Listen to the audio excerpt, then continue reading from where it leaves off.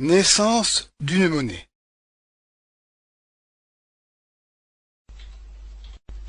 Le processus de sélection des projets graphiques a débuté en 1995 lorsque l'Institut monétaire européen, précurseur de la Banque centrale européenne, a choisi deux thèmes pour la série des billets en euros. Un thème époque et style en Europe ainsi qu'un thème abstrait moderne. En février 1996 a été lancé un concours graphique auquel ont participé des graphistes désignés par les banques centrales nationales de l'Union européenne. Il leur a été demandé de dessiner une série de 7 billets. Le billet de 5, 10, 20, 50, 100, 200 et 500 euros sur l'un des deux thèmes ou sur les deux. 7 mois plus tard, un jury composé d'experts jouissant d'une grande renommée dans le domaine du marketing, du design et de l'histoire de l'art a procédé à une présélection retenant les 5 meilleures séries de maquettes sur le thème époque et style en Europe et les 5 meilleures séries de maquettes sur le thème abstrait moderne. On a ensuite interrogé quelques 2000 personnes dans l'ensemble de l'Union européenne pour connaître l'opinion du public sur les maquettes présélectionnées.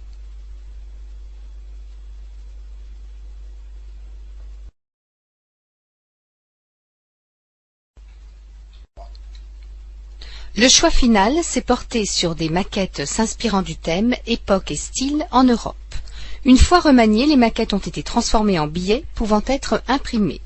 Bien évidemment, un billet de banque n'est pas seulement une vignette agrémentée d'un motif attrayant. Il doit aussi intégrer des signes de sécurité de manière à ce que son authenticité puisse être facilement vérifiée, tant par le public que par les caissiers des banques.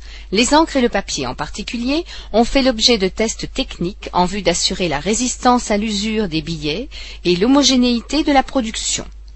Au printemps 1999, la Banque centrale européenne a approuvé les maquettes définitives. Les préparatifs étant terminés, la fabrication en série a pu commencer. Les billets en euros représentent 7 époques de la culture européenne: le classique, le roman, le gothique, la Renaissance, le baroque et le rococo, l'architecture verre et acier ainsi que l'architecture moderne du XXe siècle.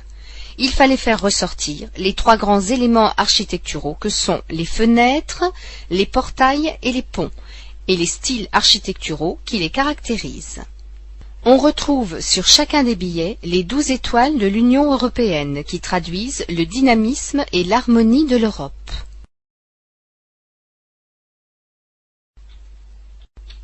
Pour compléter ces éléments graphiques, le verso de chaque billet représente un pont dont l'architecture évoque une période de l'histoire de l'Europe. La série d'ouvrages reproduits va des constructions datant d'avant l'ère chrétienne jusqu'au pont suspendu de l'époque moderne qui fait appel à des techniques de pointe. Le pont symbolise sur chaque billet le lien qui unit non seulement les peuples européens entre eux, mais aussi l'Europe avec le reste du monde. Les autres éléments principaux du graphisme des billets sont le nom de la monnaie, euro, qui apparaît à la fois en caractère latin, EURO, et grec, EYP, ainsi que la lettre oméga, sur les 2 faces du billet.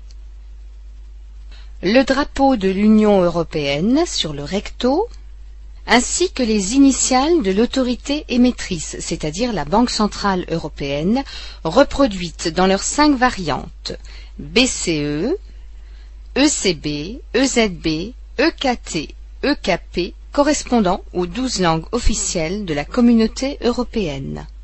Enfin, la signature du président de la Banque centrale européenne, positionnée à côté des initiales de la Banque centrale européenne.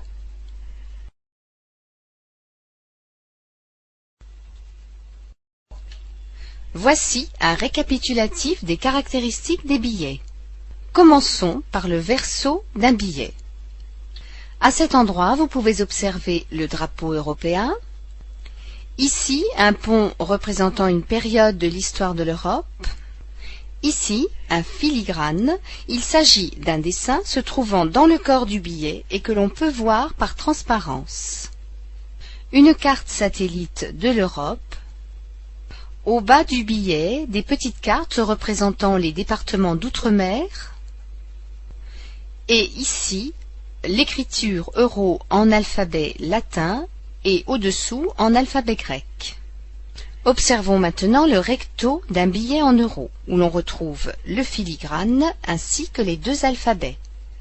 À cet endroit, les initiales de la banque émettrice ainsi que la signature du président de la Banque centrale européenne. Ici, la valeur en gros chiffres et en relief du billet, et au-dessous, les portes et les portails représentant des époques caractéristiques de l'histoire de l'Europe. Et pour finir, les 12 étoiles du drapeau européen.